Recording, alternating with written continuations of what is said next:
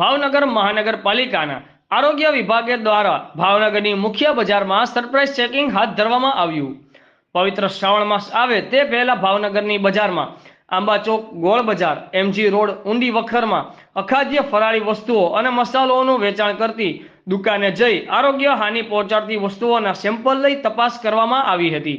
જે વસ્તુના સેમ્પલના રિપોર્ટ ખરાબ આવતા તાત્કાલિક ધોરણે આરોગ્ય વિભાગ દ્વારા વસ્તુનો નાશ કરવામાં આવ્યો હતો। રિપોર્ટર અનવર લક્ષ્મીધર, આઝાદ મીડિયા લાઈવ, ભાવનગર।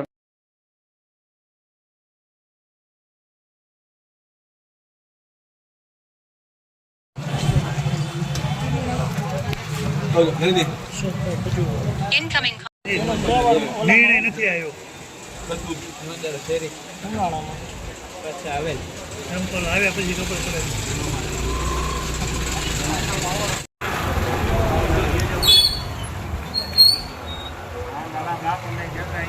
એ ભાણા લેબર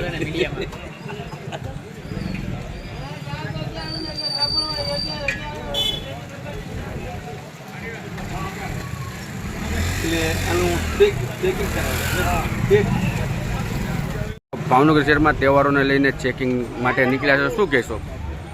દેવાંગ જોશી, પ્રોસેસરી ઓફિસર, ભાવનગર મહાનગરપાલિકા આવનાર તહેવારોની સિઝનને ધ્યાનમાં રાખીને મહાનગરપાલિકા દ્વારા વેપારીઓ દ્વારા કોઈપણ પ્રકારની અખાદ્ય ચીજ ન વેચાય, એક્સપાયરીવાળી વસ્તુ ન વેચાય અને કોઈપણ પ્રકારની ભેળસેળ ન થાય એ માટે તકેદારીના ભાગરૂપે આજ રોજ સર્વેલન્સ ડ્રાઈવનું આયોજન કરવામાં આવ્યું છે।